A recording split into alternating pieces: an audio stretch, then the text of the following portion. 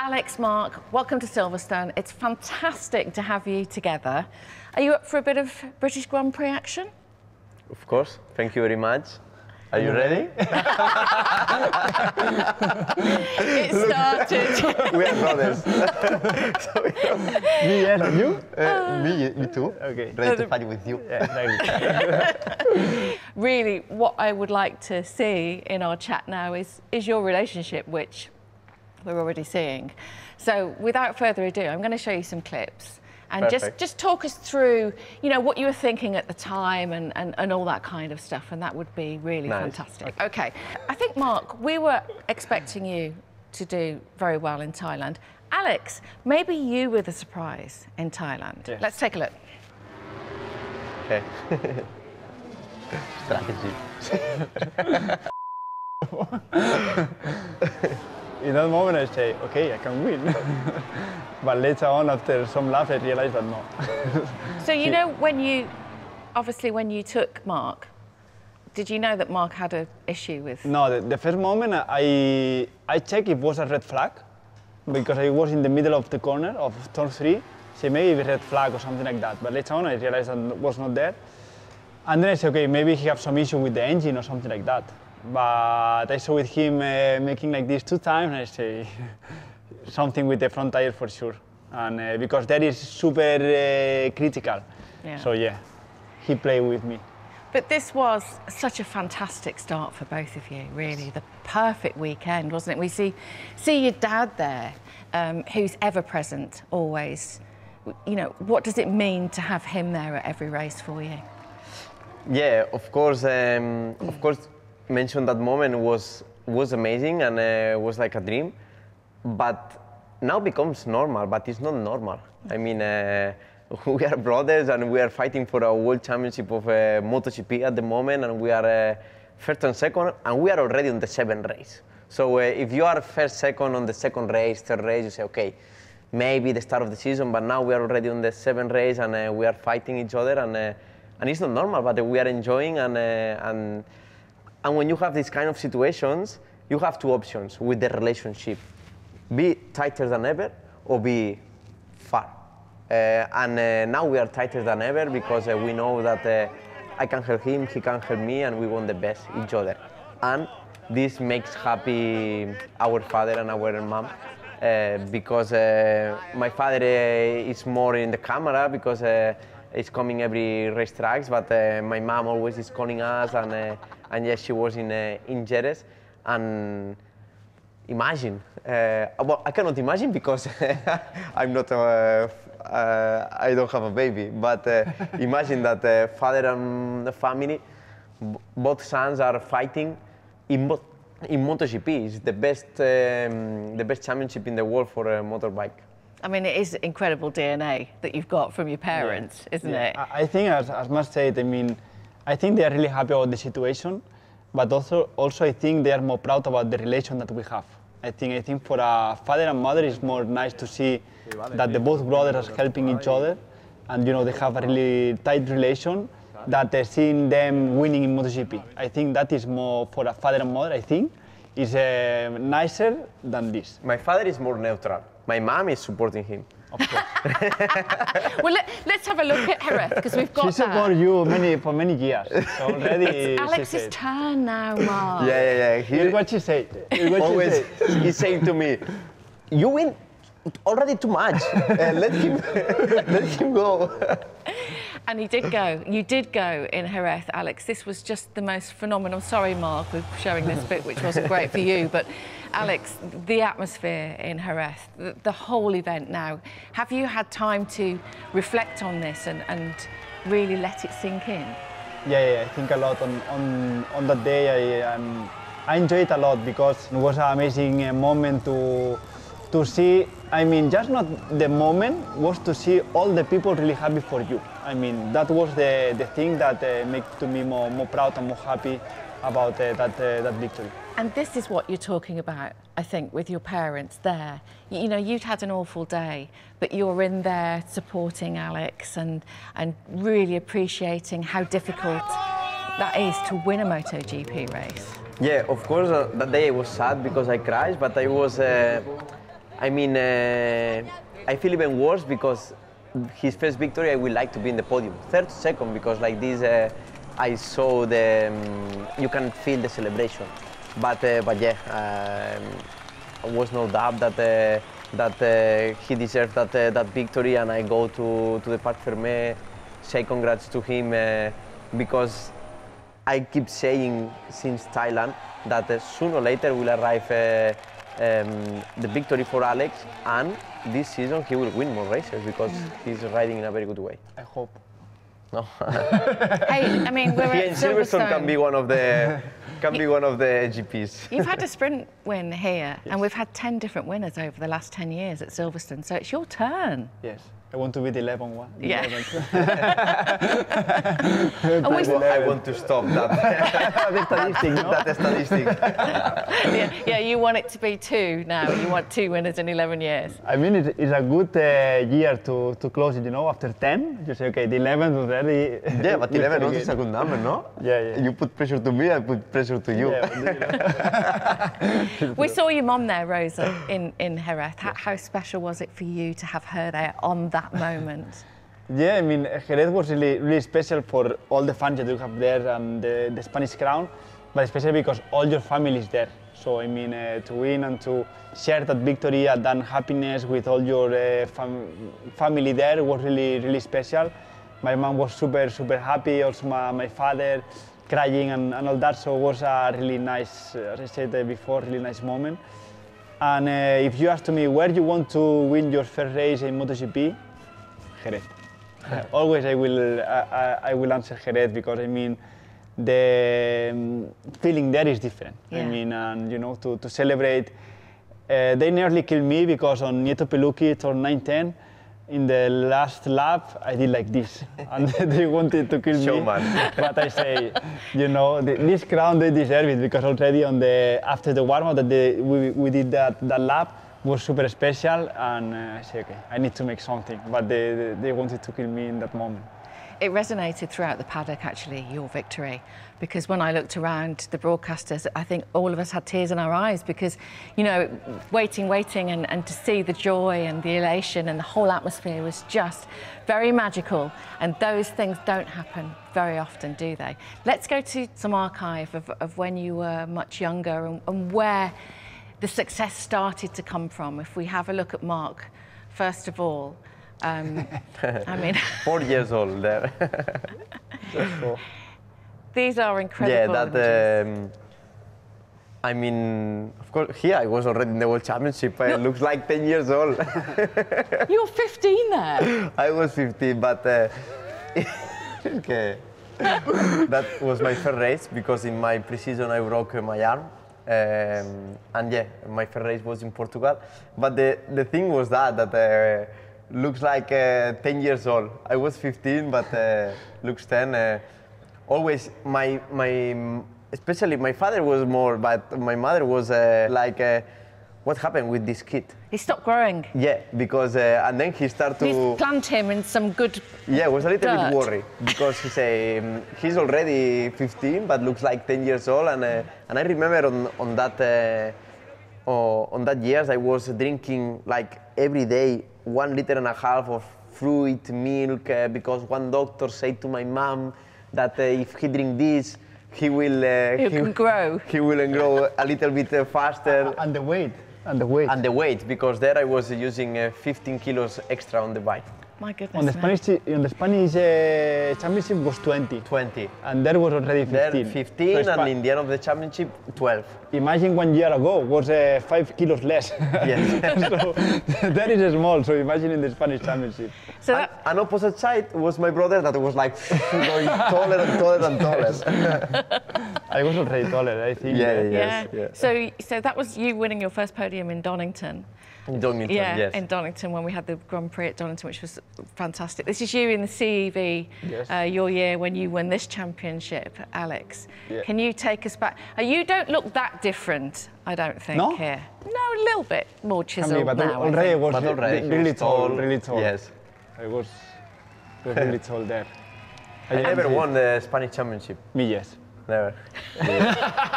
But if you want, we change one of your MotoGP for the Spanish one. No, not a good idea, no? Not a good idea. That was 2014 already. There it is. The Here family was the bond. first GP where we won on the same Sunday. Yes. I won MotoGP and he won his first race, no? Your first race or no? No. I won in 2013 on Motegi. Okay, but it was the first Sunday where he won Moto3 and I won MotoGP. And we celebrate a lot also in Catalonia in home GP. You always celebrate, which is good. Yes. Yeah.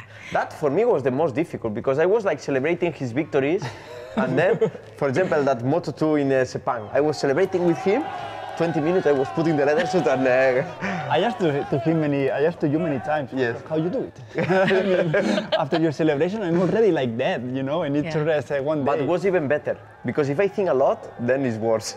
I need to go by instinct. Yeah. And that's how you ride as Always. well. Yeah. Just to temper this with all the great things that we've been talking about, when you're in trouble, when you have a high side, which I think is every rider's worst nightmare, how do you feel when you see Alex in trouble on the track? No, but... Even retrospectively afterwards? Yeah, for example, last time was in Jerez, in the practice that he crashed on turn 5 and was a massive crash. And the first thing when I stopped in the box, I saw on the screens and I asked to my assistant Jose, how is Alex? And he said, he's okay, he's already in the box. And I said, okay. And then I continue my practice, but you know, he's your brother. Yeah. No, very difficult. When it's a red flag or something, the first thing that they check is the bike that is. You know, if I see him or something like that. If it's him, also you worried. If it's another one, also, but it's not your brother. So it's like changing a lot. You are worried about all the riders, yes. but of course. It's your brother, you know, then it's different. Yeah. Now, the high side that we just saw of you in Jerez, this was a life-changing incident for you. Career-changing, many decisions came. Actually, not just for you though, Marc. Alex, also for you. I think to support Marc through the well-documented story now that we've covered very much and come out of the other side, thank goodness. But you guys moved to Madrid together, to live together, to help with the rehab. And can you just talk about those years generally from your side as a brother supporting Marc? Yeah, I mean, it was the first time that year that I say, okay, I will not speak about more my brother, because every race that I went was like, how is Marc? How is Marc? How is Marc? How is Marc? So maybe the 50th time that they asked to me, I say, okay, stop to ask me this. I mean, I'm not the person to say how is Marc, but it was not easy. I mean, that first year was, I mean, not really critical. To be with him, especially because I was at home. No, but you were at home, but you were recovering. Yes. I mean, and you didn't know the problem that you have inside your arm. I mean, the difficult thing was on 21, 22, that he had a lot of pain. He changed his character. He was completely different because, you know, he was living with a lot of pain all the days and all that, and was like another person. I mean, and he was many times.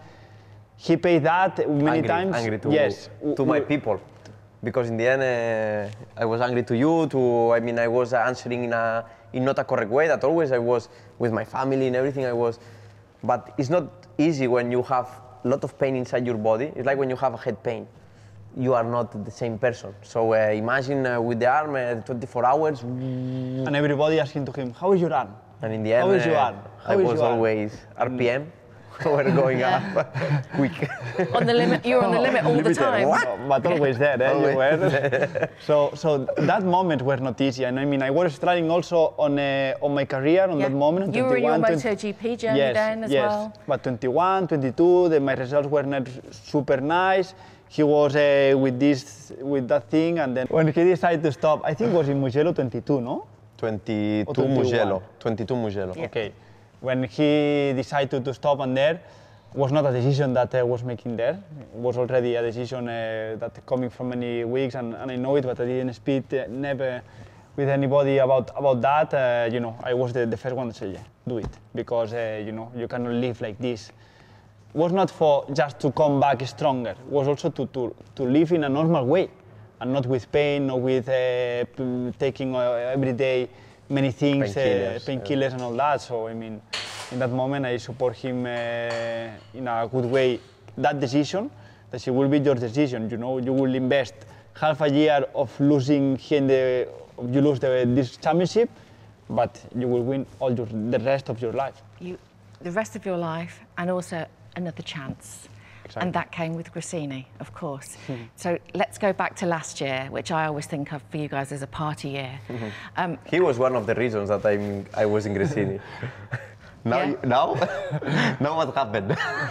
He was one of the reasons because you know, he was in Gresini. He was riding the Ducati, and he told me that was one of the persons that convinced me. I mean, always the last decision was mine, but he was always talking nice, super nice about the Gresini team, and you know, he's a rider. He know me, and he say, you will be fast with Ducati. Because also he's not stupid. He saw it how I recovered my smile, you know, in Gresini and with his bike and all that. So I mean, we were coming from not the same situation, but really similar situation, you know, with that bike, coming to the same team and all that. So I think all that things were a reason to make that change. But especially, and I'm the first one that I want to see him happy. I mean, enjoying the races, because in that point, he was not enjoying the races. You know, I saw it in his face. Every time that we went to a track or something like that, he was already suffering a little bit to say, okay, because I know how he is. And if he don't have everything under control, he will try. Yeah. You know?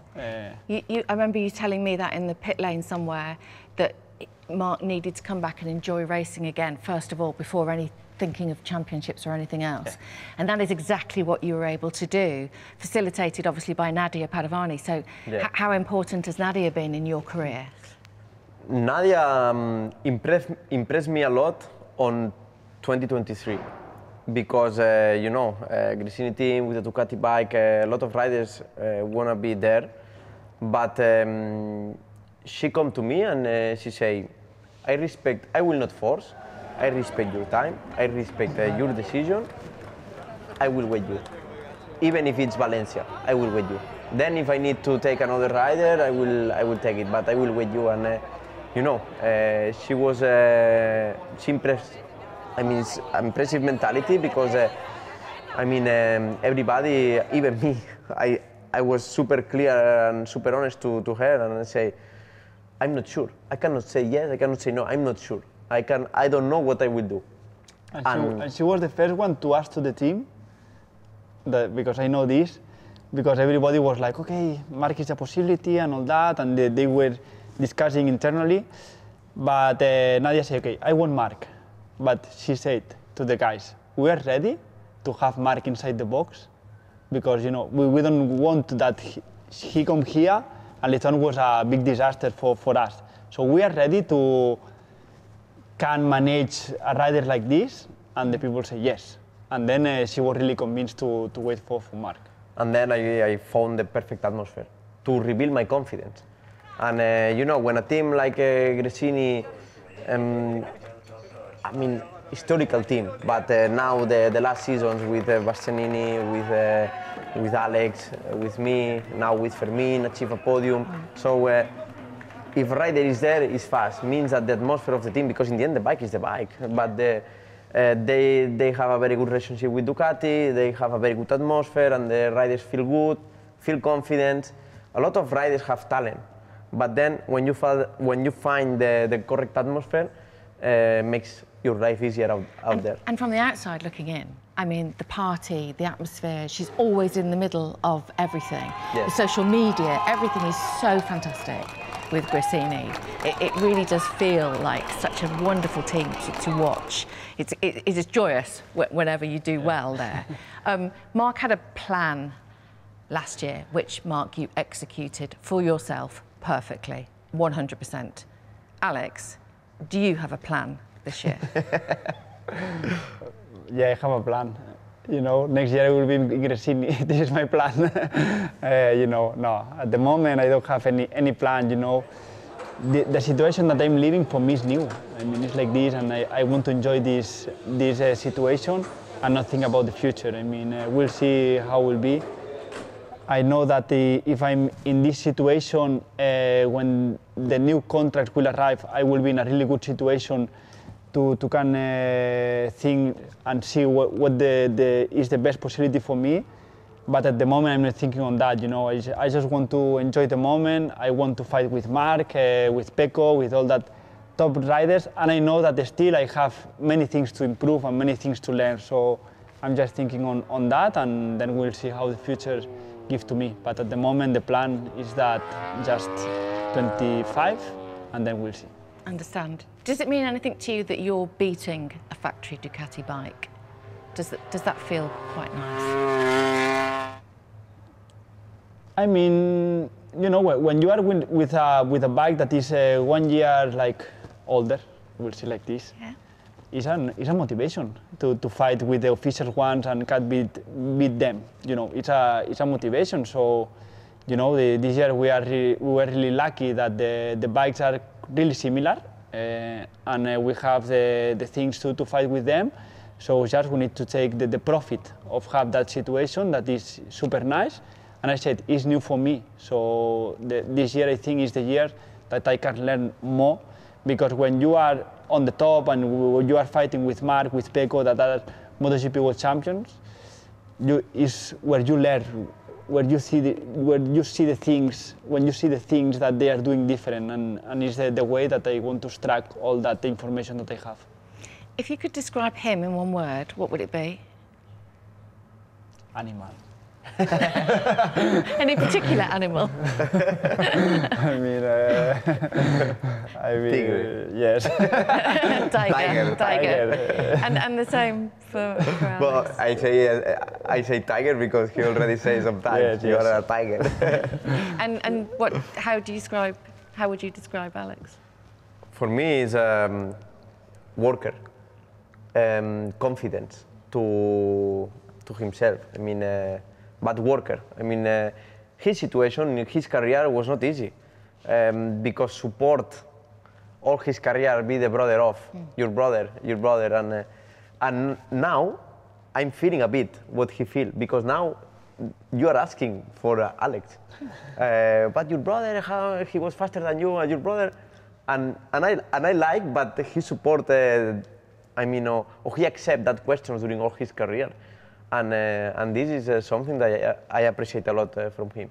I mean, you're swapping the lead in the World Championship, so, yeah, you know, we're 2 times already. Yeah. Who will be there at the end? Let's see. But if we can arrive in the last part of the championship in that situation, will be... Last race, no, please? Last race, no. Well, last race in Valencia, I like it. What about your poor mom? She wouldn't like that, I don't think. No, but yeah, I mean, let's see, let's enjoy it, and yeah, if we can be both of us in the last ceremony of the year, that means the top 3 riders, will be already a very good thing. It's been an absolute pleasure. Thank you. To have you talking together. Thank you so much for your time, and best of luck this weekend, and indeed for the rest of the season. Thank you so much. Thank you. Thank you.